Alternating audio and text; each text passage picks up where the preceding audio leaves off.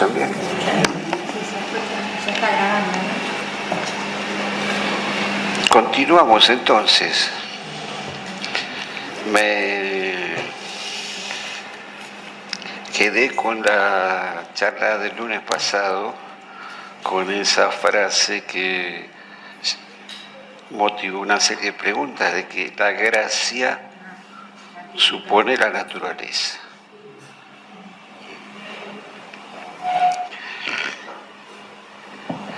Eso significa,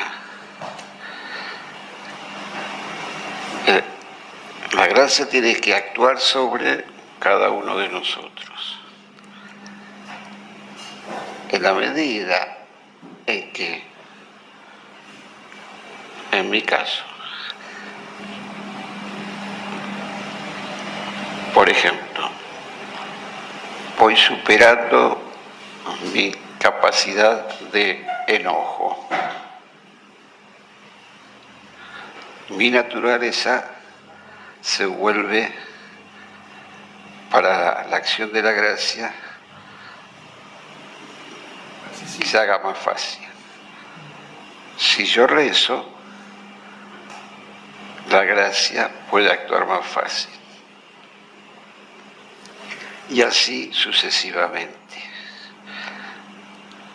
Si yo soy un narcotraficante, la gracia le cuesta mucho más actuar.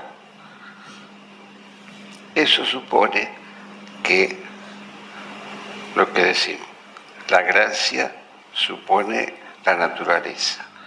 En vez de decir supone la naturaleza, podemos decir necesita la gracia de Dios, Dios mismo en el fondo, necesita que mi persona cada vez esté más limpia, esté más pura, mi vida sea cada vez más cristiana. Entonces la gracia puede actuar con mucha más fuerza y los procesos se van acelerando, como yo les decía, ¿no? El crecimiento de la fe no se da de manera aritmética, sino geométrica. Es decir, no se crece 1, 2, 3, 4, sino que se crece en nuestra unión con Cristo. 1, 2, 4, 8, 16, 32. Se crece a los saltos. Es algo que a uno lo asombra, la rapidez con que uno cada vez va viendo que su vida cambió, que lo que dice, que le dice Jesús a Nicodemo, que nací de nuevo, que soy una nueva criatura. Muchas de las cosas que decimos acá a lo mejor no tienen directamente que ver con la oración puntualmente. Tiene que ver con cosas que nos ayudan a que nuestra vida de oración se nos haga cada día más profunda, o como lo quieran llamar. Yo quería volver, este es el documento Gaudete et Exsultate, la exhortación apostólica del Papa Francisco.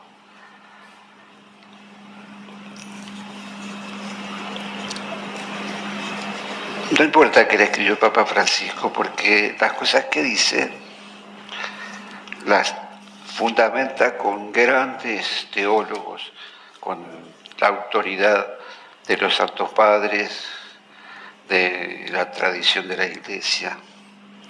Y es el tema que habíamos hablado del pelagianismo. ¿Se acuerdan? Que el Papa dijo que era el veneno más grande de la Iglesia Católica actual. Y que significa en la práctica que está metida en la cultura católica de hoy, es lo que nos han enseñado a nosotros, que la vida cristiana, nuestro proceso de unión con Cristo, depende de nuestro esfuerzo personal. Y eso dijimos que era una herejía, condenada por un concilio ecuménico. Entonces yo voy a leer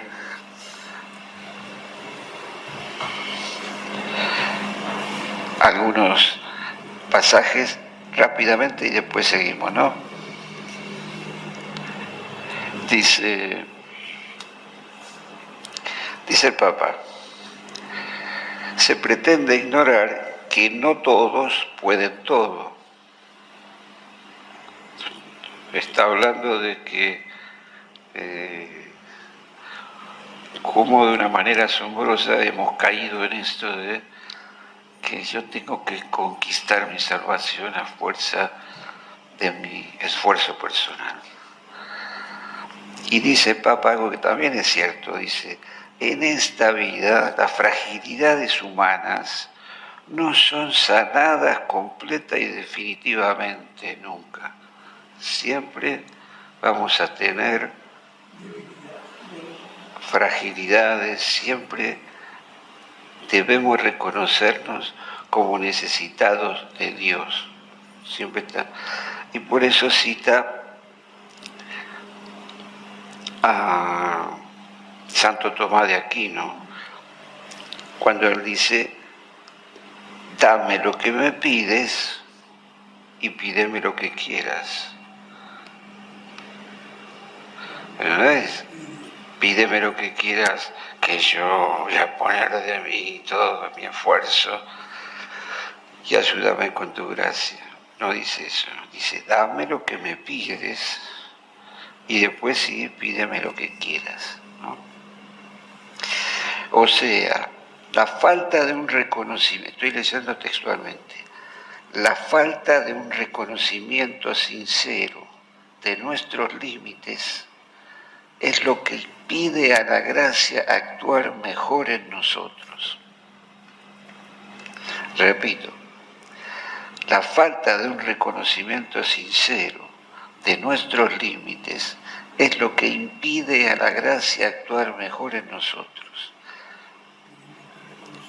ya que no le deja espacio para provocar ese bien que se va integrando en un camino sincero y real de crecimiento. Punto y seguido, dice el Papa, la gracia, precisamente porque supone la naturaleza, no nos hace superhombres. Pretenderlo sería confiar demasiado en nosotros mismos. Tenemos necesidad de la gracia y de confiar en ella. Pero en los hechos terminamos confiando poco en ella. Cada uno. Esto es una cuestión que hay que ir revirtiendo con paciencia, de a poco, y pidiéndolo en oración, ¿no? De confiar en que Dios está actuando, Él, como protagonista de la fe. Dice, somos transformados normalmente de manera progresiva. Y si nosotros rechazamos esta manera progresiva, podemos incluso llegar a negar la gracia y a bloquearla, aunque con las palabras digamos lo contrario.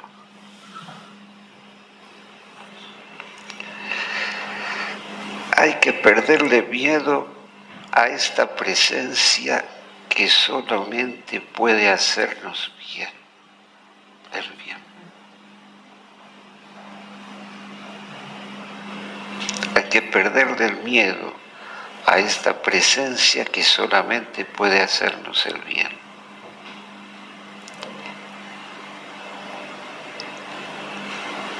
Y si ya no ponemos distancia frente a Dios y vivimos en su presencia, podremos permitirle a la gracia actuar, que nos moldee como un alfarero. Y dice así, hemos dicho tantas veces que Dios habita en nosotros, Pero es mejor decir que nosotros habitamos en Dios, que Él nos permite vivir en su luz y en su amor. Él es nuestro templo.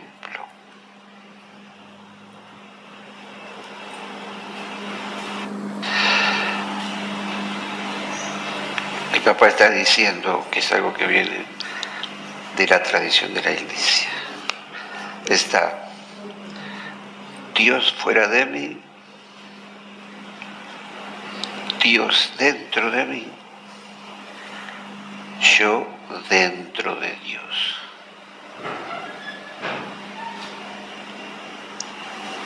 La verdad es la tercera.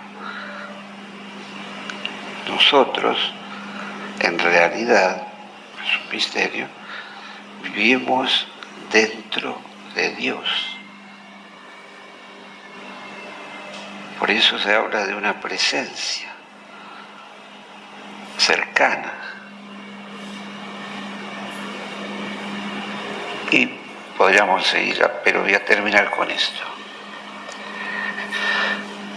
Pone como título el Papa: una enseñanza de la Iglesia muchas veces olvidada. Y dice: la Iglesia enseñó reiteradas veces que no somos justificados por nuestras obras o por nuestros esfuerzos, sino por la gracia del Señor que toma la iniciativa.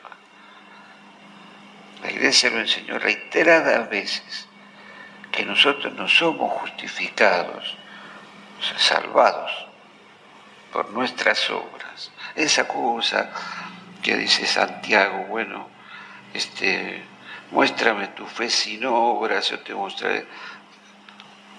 La Iglesia lo que dice es que ese texto está mal interpretado. Si se lo interpreta de la manera de la que nosotros estamos intentando salir. Que no es fácil salirse de esto, ¿no? No nos justifican nuestras obras y nuestros esfuerzos, dice, sino la gracia que toma la iniciativa. Y acá cita un gran teólogo que fue San Juan Crisóstomo. Dice: San Juan Crisóstomo decía que Dios derrama en nosotros la fuente misma de todos los dones, antes de que nosotros hayamos entrado en el combate. Antes. La palabra es antes. Y después cita el segundo sínodo de Orange, que a nosotros no nos suena, pero fue un sínodo muy importante, porque se debatían justamente estos temas. El segundo sínodo de Orange enseñó con firme autoridad que nada humano puede exigir, merecer o comprar el don de la gracia divina. Y que todo lo que puede cooperar con la gracia es previamente un don de la misma gracia.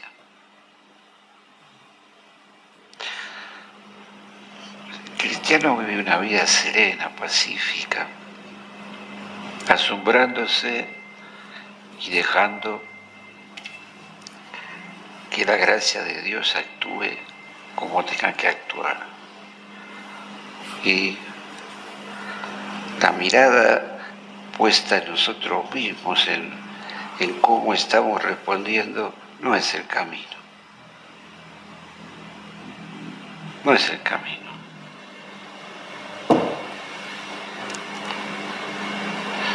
Somos justificados gratuitamente, porque si no, la muerte de Cristo prácticamente no tiene ninguna eficacia, que nos alcanzó la salvación y la vida nueva. Si todo sigue dependiendo de mi esfuerzo personal, entonces nada menos que la muerte de Jesús por amor a nosotros queda ahí como algo. Pero no es así, en la realidad concreta no es así, porque esto no son ideas, pensamientos, estas son verdades Estas son verdades. Su amistad, la amistad de Dios, nos supera infinitamente y no puede ser comparada por nosotros con nuestras obras. Siempre es un regalo de su iniciativa de amor. Esto nos invita a vivir con una gozosa gratitud por este regalo que nunca mereceremos, puesto que después que uno ya posee la gracia, no puede la gracia ya recibida caer bajo mérito, no hay mérito. Los santos siempre evitan depositar la confianza en sus acciones. Bueno, y termina diciendo de que hace un llamado a que este tiene que ser nuestro estilo de vida.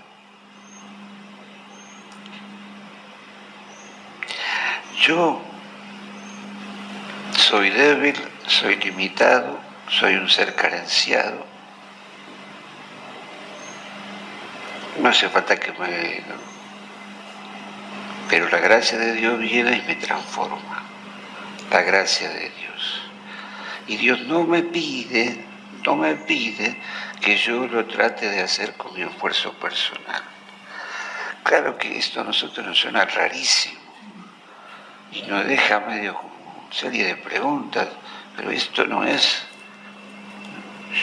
Se habla de un regalo.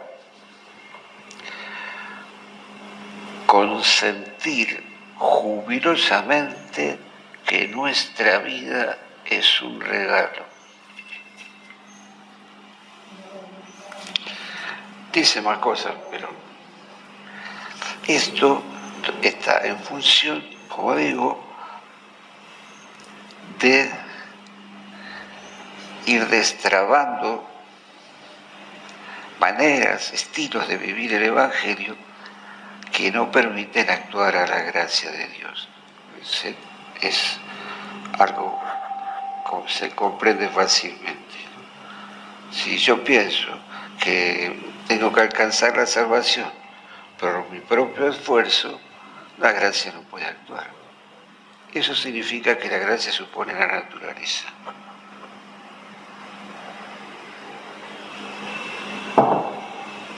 Pero para complicarla más, que la gracia supone la naturaleza significa también otra cosa,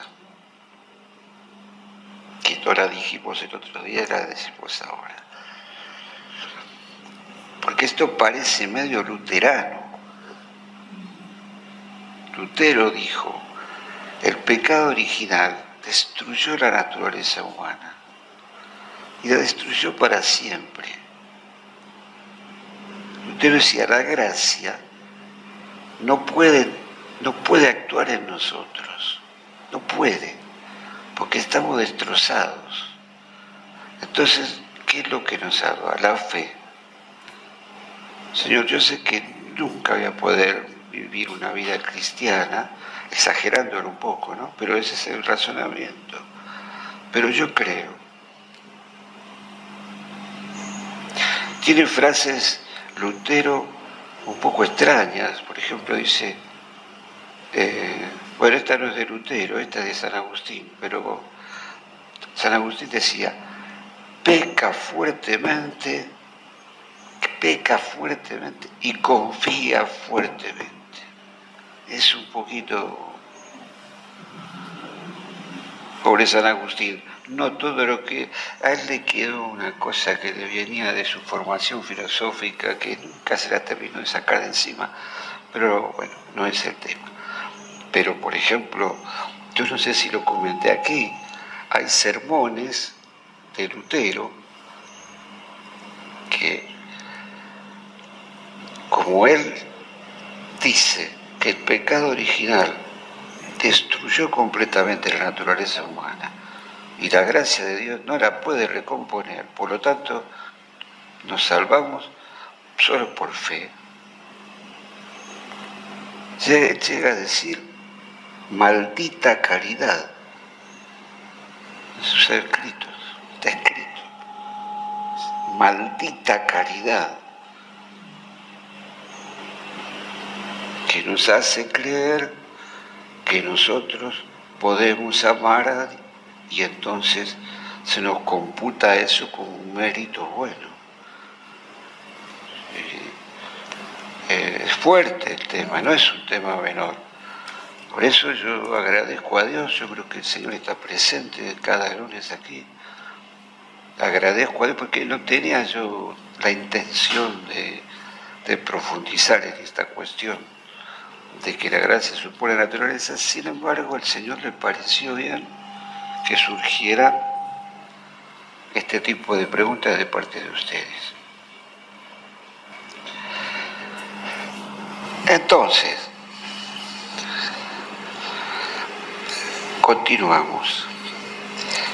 Yo les había dicho que el cristianismo siempre fue considerado como un proceso de iniciación, al cual se me van revelando cosas a medida que yo voy perseverando y dejando que la gracia actúe en mí.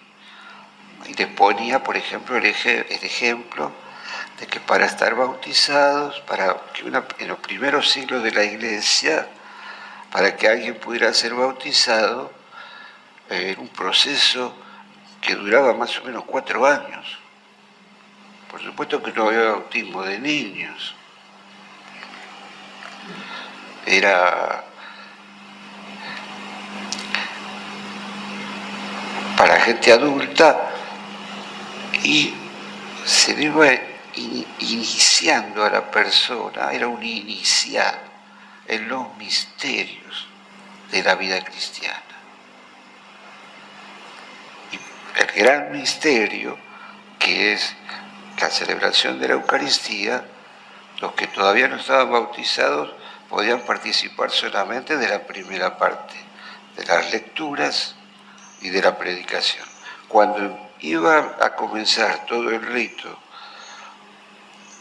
de la Eucaristía, como esas personas todavía no se les había revelado ese misterio, no tenían ni la menor idea de lo que hacían, porque los que sí estaban bautizados tenían prohibidísimo revelar esos misterios a estas personas.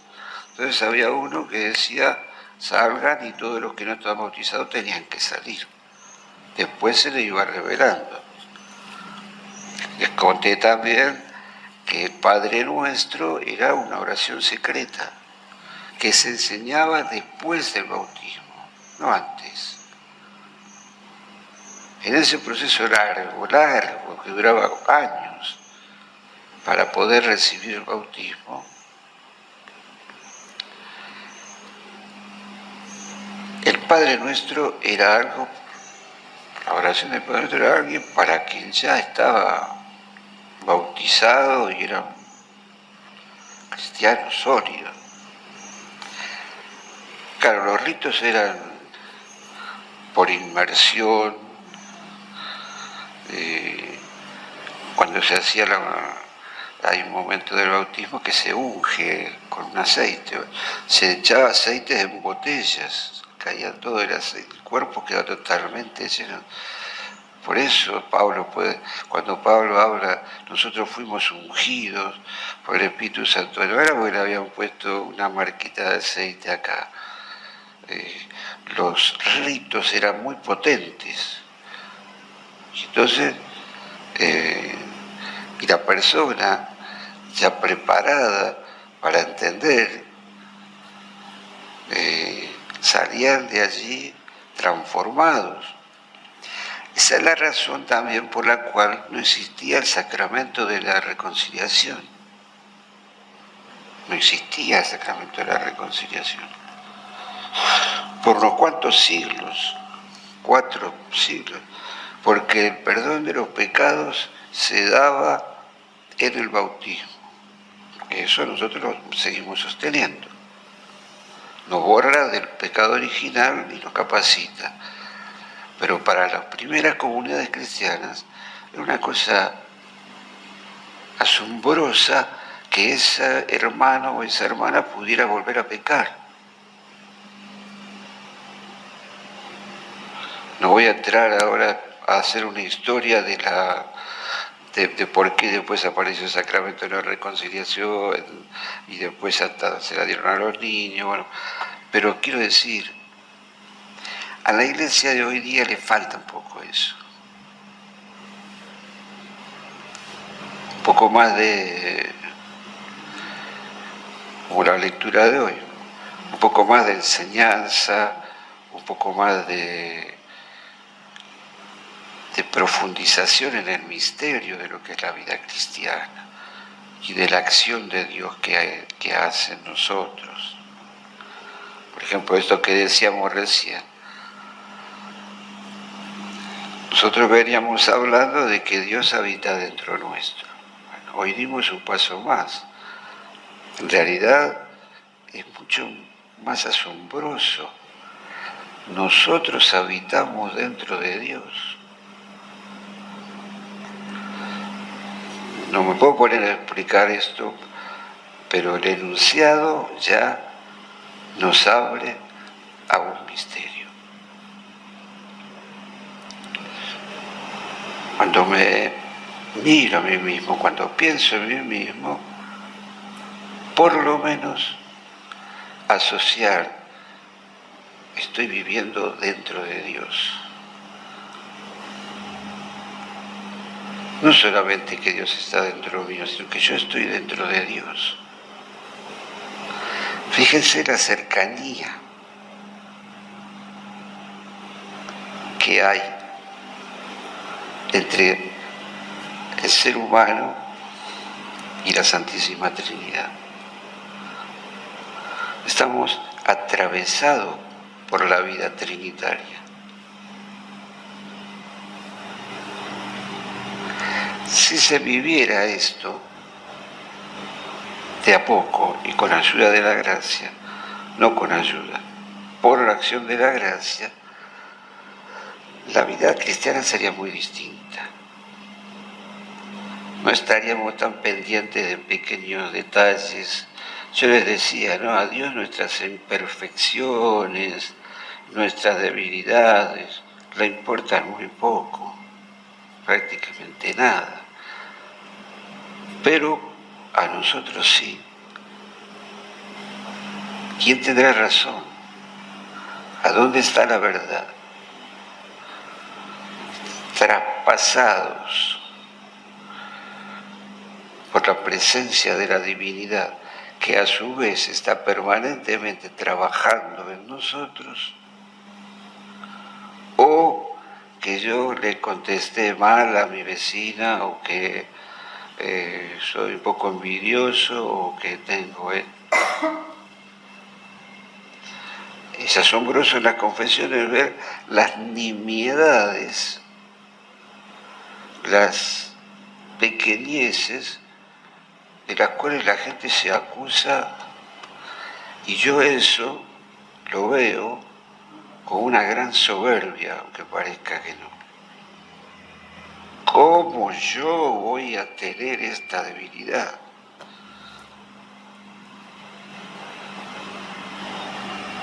¿Y por qué no? Si se nos revela en la Escritura que somos débiles, ¿no? Y que siempre lo vamos a hacer. Por eso, cuando se afirma, o cuando ustedes me lo han escuchado decir algunas veces, que la vida cristiana no es una lucha contra el pecado, eso es 100% verdad. Obviamente que, bueno, donde abundó el pecado, sobreabundó la gracia, dice San Pablo, ¿no? El pecado es todo menos un problema. Así dijo Chesterton, que fue un escritor católico inglés muy lúcido, era laico y escribía maravillosamente, con mucho humor, muy buen humor. Y entonces se le ocurrió estas frases: el pecado puede ser muchas cosas, menos un problema. Jesús ya murió por nuestros pecados. Y segundo, porque la Iglesia te pone al alcance el sacramento de la reconciliación para lo que sea, ¿no? Y tercero, porque la gracia ya no permite, no hay forma de que una persona que está caminando en fe cometa un pecado tremendo.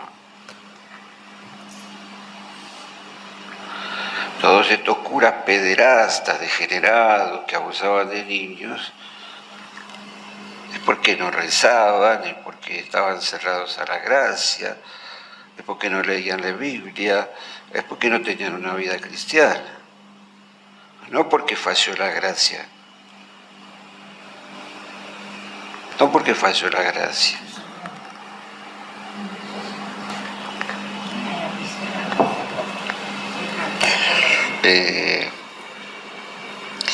Entonces,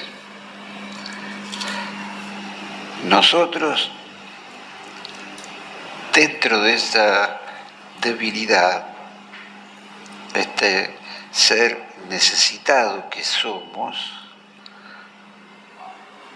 sabemos, pero hasta dónde podemos, de las cosas, de los misterios, que no es mucho. El misterio nos trasciende, pero a la vez nos arropa. Sé que vivo dentro de un misterio que me resulta imposible de comprender, en el sentido de qué manera la divinidad, el Dios creador del universo entero, y que mantiene todo lo que existe con su poder y con su amor, ese, yo estoy dentro de él.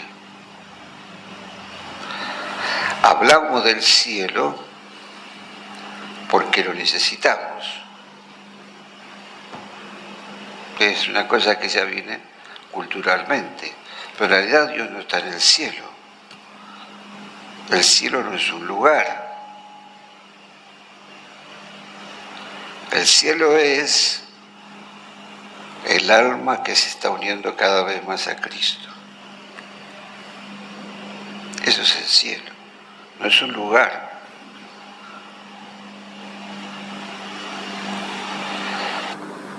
Próximos 2 lunes, si no le parece mal, yo lo voy a dedicar a San Juan de la Cruz. Pues como estamos hablando de la oración, en mi opinión, San Juan de la Cruz es el gran maestro de la vida mística, que es el camino que yo le propongo. Es un camino directo. ¿Por qué digo esto? Porque hay cientos de tratados de espiritualidad que van como, bueno, por empezar, que no son malos, no estoy diciendo que sean,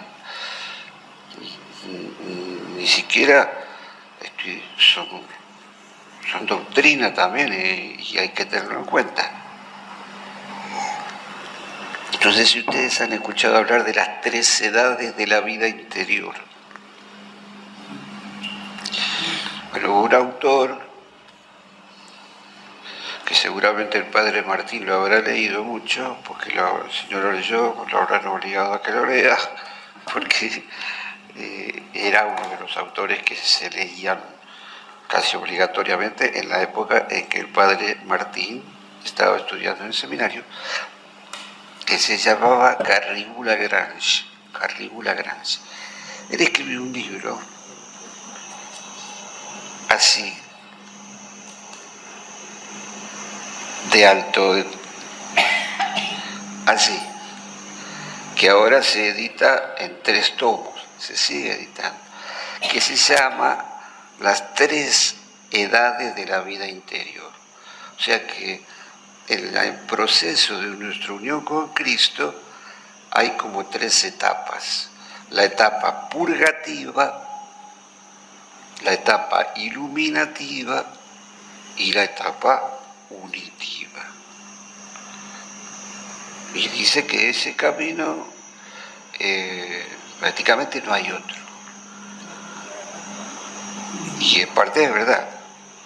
La etapa purgativa, en donde justamente la gracia supone la naturaleza, entonces nos vamos limpiando, nos vamos sacando malos hábitos, malas inclinaciones.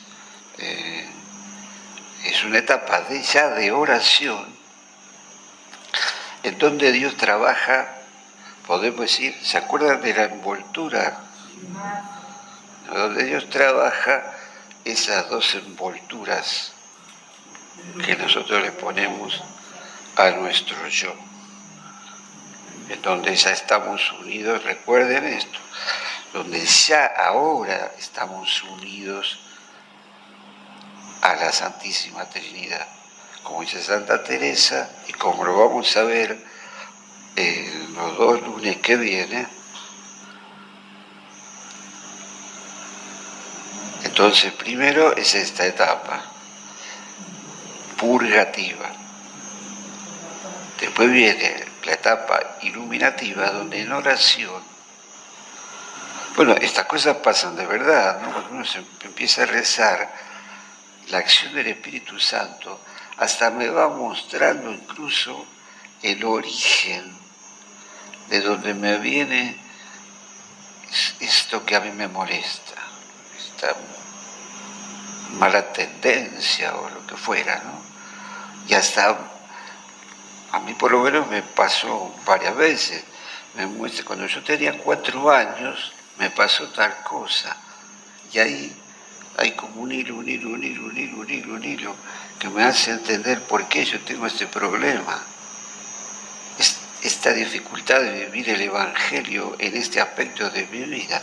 Y eso es muy sanador. Después viene la etapa iluminativa, donde uno empieza a recibir muchas luces. Empiezo a comprender la vida cristiana de una manera nueva.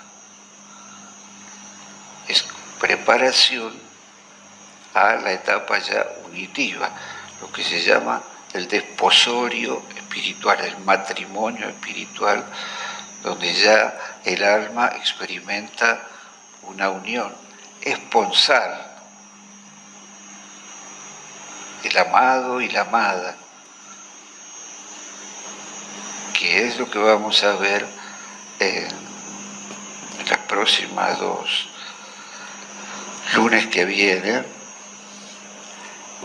con San Juan de la Cruz, porque él escribe lo que vivió. No es una teoría. Entonces tiene mucha importancia, además de que San Juan de la Cruz es autoridad reconocida. Santa Teresa y San Juan de la Cruz, y después Santa Teresita, son, aunque no dicen las mismas cosas y no lo dicen de la misma manera, pero son las grandes autoridades. Y es bueno que nosotros sepamos, no voy a hacer una biografía de San Juan de la Cruz porque no es lo que a nosotros nos interesa. Yo voy a tomar, él escribió, San Juan de la Cruz escribía poesía, genio atravesado por la gracia de Dios, ¿no? Él escribía poemas. Y después, por ejemplo, tiene un libro que se llama El Cántico Espiritual. Tiene 40 estrofas. 40 estrofas. Y empieza así.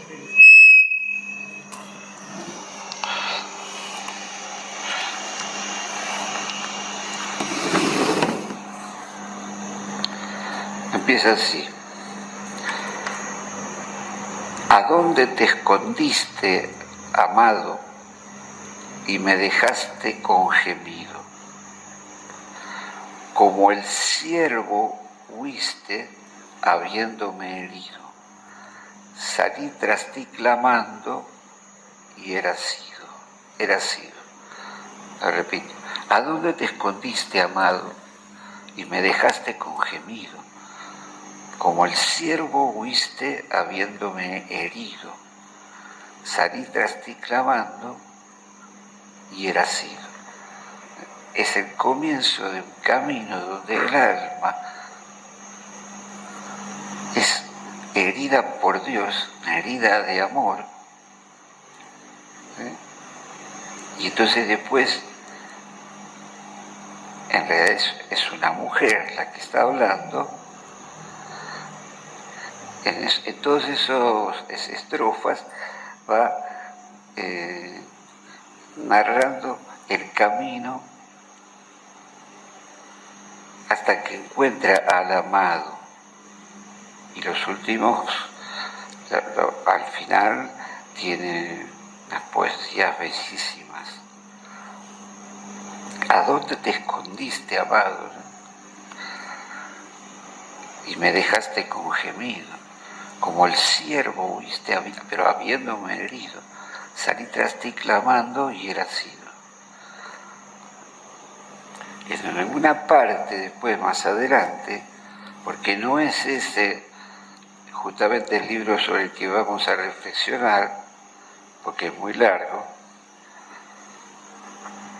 en un momento dado, él dice, el poema dice que el amado también está herido de amor, de la experiencia que él tiene.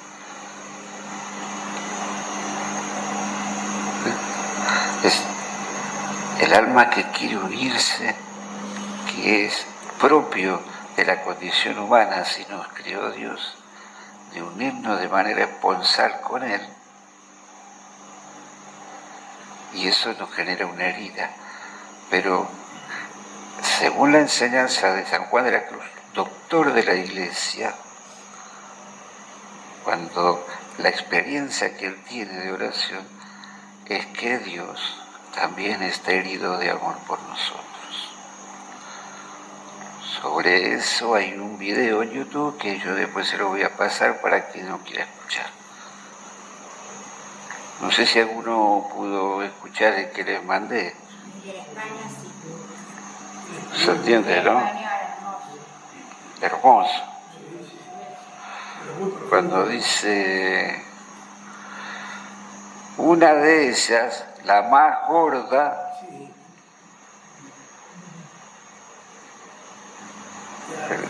eso está en los evangelios apócrifos. Pero acá hay algo que está mal. El tipo lo corrige y cuando lo corrige lo embarra totalmente. Yo fui alumno de este señor, es un sacerdote joven, un teólogo.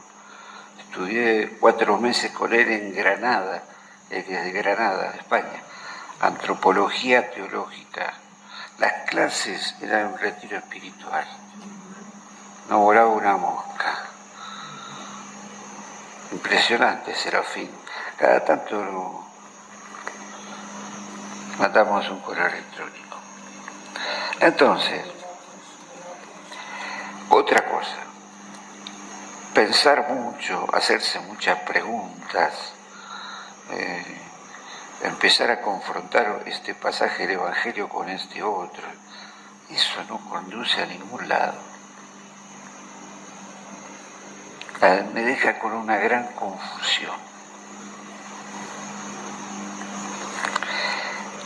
Justamente esto que dije recién, vamos a dedicarle un lunes entero, llevado de la mano de Santa Teresita. Esto de los textos bíblicos, pero acá dice que no carga con su cruz y me sigue, pero acá dice por otro lado, vengan a mí los que están afligidos y agobiados y me encontrarán alivio. ¿Cómo conciliar esas dos cosas? Entonces ahí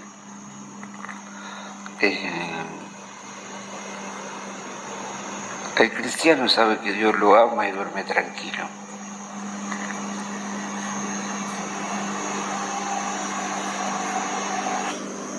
Podríamos decirlo de esa manera, ¿no?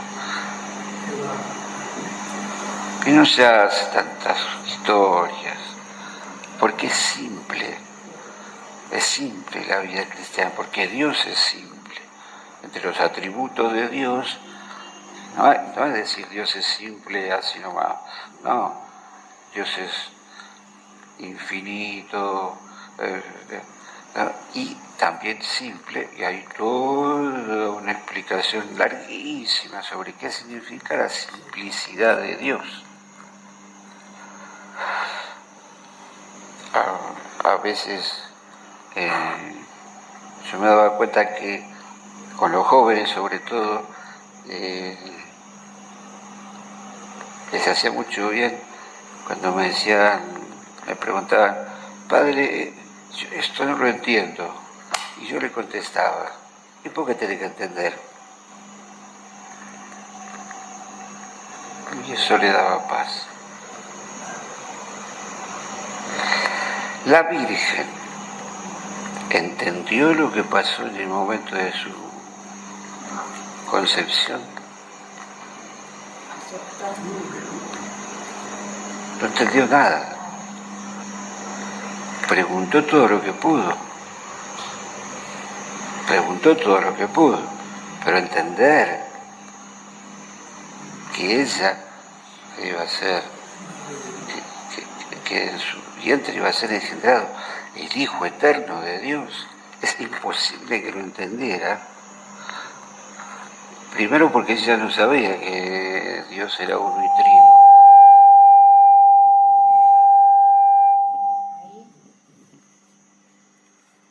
No sabía que en Dios había un Hijo. Entendió, pero entendió lo que pudo y a partir de lo que de la formación que ella tenía dentro del Antiguo Testamento.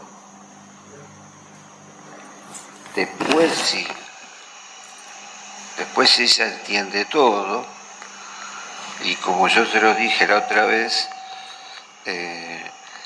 ese pasaje donde dice María meditaba todas estas cosas en su corazón, no debe entenderse como que la Virgen en silencio veía lo que pasaba y lo reflexionaba en su interior, sino que hoy en día no hay ninguna duda, todos los biblistas están de acuerdo en que la Virgen ocupaba un rol central en las primeras comunidades cristianas, sobre todo para interpretar las enseñanzas de Jesús.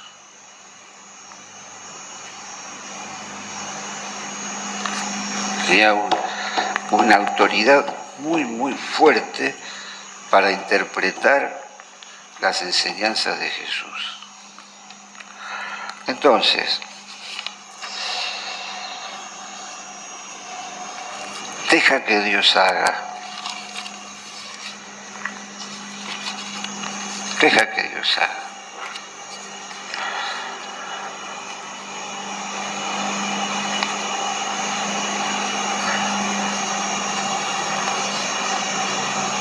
Recuerdo alguna, no sé qué hora es. 9:20 pasadas. ¿Quiere que sigamos o...? No, como ustedes quieran. No, digo, porque parar y después hacer 10 minutos más, no sé, o sigo hasta las 9. Muy interesante. Va a hablar de la noche oscura de San Juan de la Cruz también. En la próxima vamos a hablar de la noche oscura. Yo le voy a mandar, es un poema de San Juan de la Cruz, pero es cortito. Me gustaría, en la medida que puedan, que lo lean unas cuantas veces. No importa si se entiende mucho, se entiende poco. Y el lunes próximo vamos a reflexionar y a sacarle todo el jugo que podamos ahí sí, ya directamente para nuestro momento de que estamos rezando, a eso que él escribía en poemas, pero que no era otra cosa que la vida que en realidad San Juan de la Cruz escribe sobre él, sobre lo que vivió. Eso es lo que interpretan hoy todos los que lo han estudiado a fondo.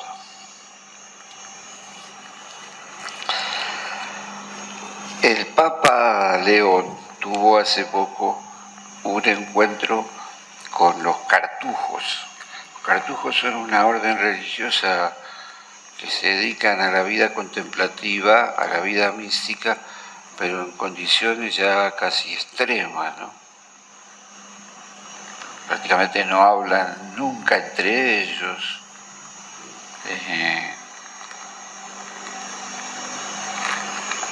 Y de discurso hermosísimo que dio, les leo. Dice el Papa León: el Señor nos llama a este lugar escondido para poder realizar una inmersión interior que requiere un camino de vaciamiento y despojo de sí mismo. Y una vez dentro, cerrar la puerta a los pensamientos y vigilar con un corazón puro, humilde y manso, porque el Padre ve en lo secreto y en secreto nos colma de sus bienes. Me pareció profundísima esta frase. Dice en ese discurso muchas otras cosas, elegí este. Dice, ¿a qué nos llama el Señor? Bueno, en una iglesia como la nuestra, en donde todo es actividad, todo es activismo, todo es hacer cosas, nos reunimos para ver qué tenemos que hacer, el hacer, el hacer, el hacer. Todo es hacer. Y lo que es el ser pasa prácticamente desapercibido, y tampoco hay ofertas en las parroquias. No lo digo con alegría. En las parroquias no hay estudios bíblicos, no hay curso de espiritualidad, no hay un seminario sobre nada. Todo es acción, acción, acción. Y los sacerdotes suelen estar cansados. Cuando asumió el actual arzobispo García Cuerva, él predicó un retiro a los sacerdotes, que fue grabado, y a mí me llegaron las charlas. Y una de las charlas era sacerdotes cansados.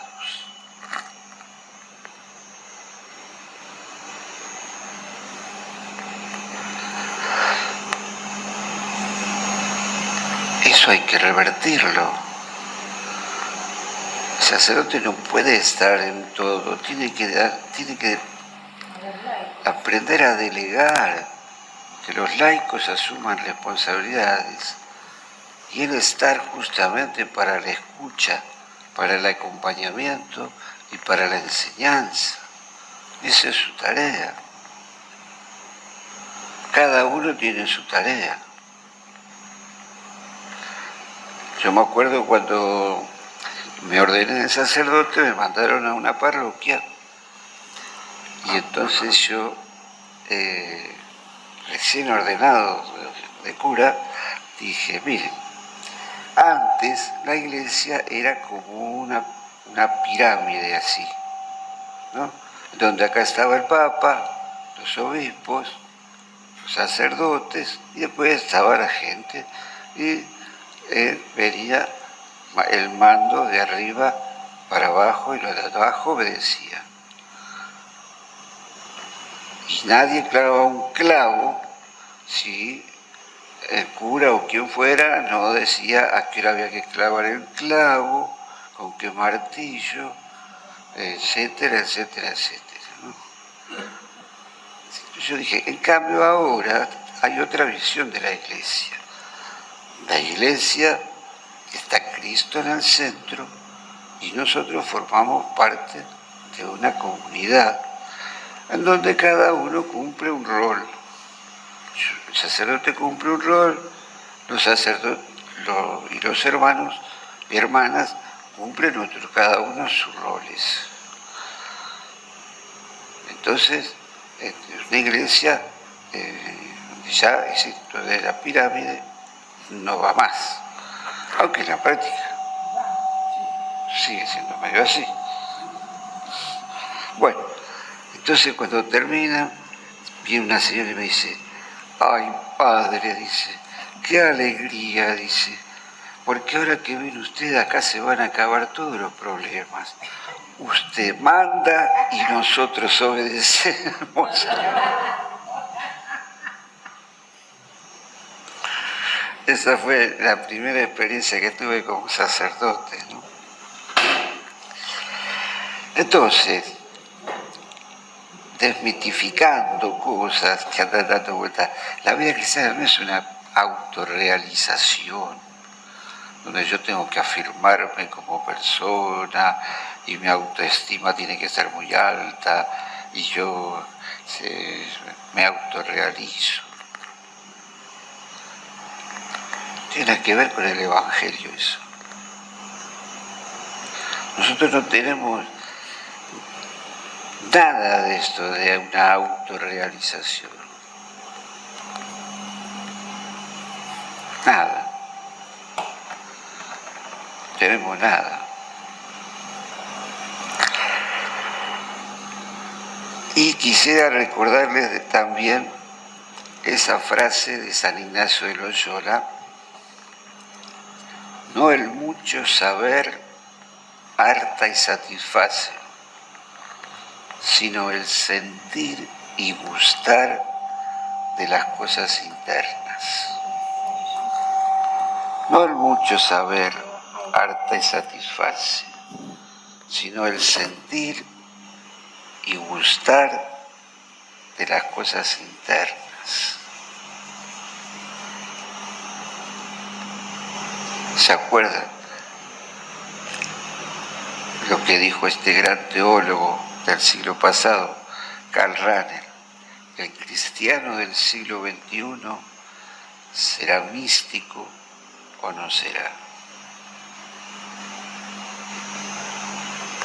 El cristiano del siglo XXI será místico o no será. Eso después lo retomó San Juan Pablo II. Entonces, hacia ahí apuntan estas charlas, a consolidar una experiencia de oración diaria, de corto tiempo, que nos vaya uniendo, sobre todo afectivamente, en amor a Dios, a la Trinidad Santa que habita en nosotros y en la cual nosotros habitamos. Es esto. Van a salir, por ejemplo, el tema de los pensamientos casi no lo tocamos todavía. Tocamos el tema de los sentimientos.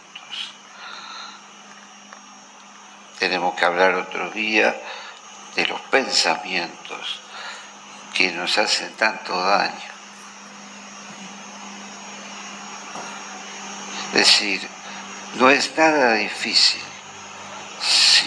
dejar que la gracia haga que durante el día yo tenga el pensamiento puesto en el amor de Dios. Esté haciendo lo que esté haciendo. Porque, como dije, o nuestros pensamientos están en Dios o se llenan de basura. No hay otra. O nuestros pensamientos se están concentrando cada vez más en Dios, obviamente que haciendo las cosas cotidianas que tengo que hacer cada día, poniendo mucha atención, o están en Dios o se llenan de basura.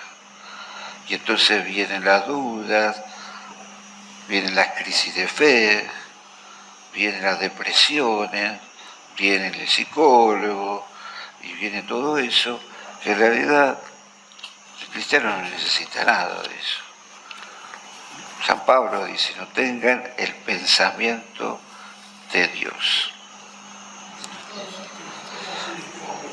Otro tema que tendremos que ir viviendo en algún momento es lo que se llama el cuidado de uno mismo, que hay mucho para decir sobre eso.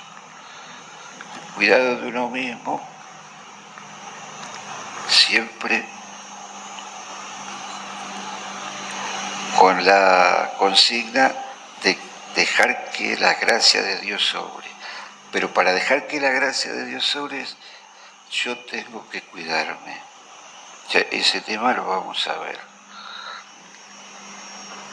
Les recuerdo, estas cosas las digo para motivarlos a que sigan orando, ¿no? A Dios se lo busca adentro, en el hondón del alma. Parece que no, pero estas cosas consolidan, dan seguridad, dan lo que tiene que tener la vida cristiana, ¿no? Y eso otro que me parece algo de las cosas más hermosas, a las que a mí más luz me dieron en mi vida. Cuando mi director espiritual me dijo, no sos vos el que lo busca a él, ¿eh? Él te está buscando a vos, no te confundas. Es Él el que nos busca a nosotros, no nosotros a Él. Es Él el que nos busca con locura. Y una vez que se produce, ya una vez vamos a hablar de esto que yo les hice mención a través de la segunda conversión, se llama en la vida espiritual. Y se va dando un proceso verdaderamente de matrimonio espiritual, de una unión esponsal. ¿De dónde sale esto? Bueno, sale primero de las Sagradas Escrituras. La esposa del Apocalipsis, ¿no? La esposa vestida para el esposo, etc. En realidad, lo que la Biblia dice que Cristo es el esposo de la iglesia, o la iglesia es la esposa de Cristo.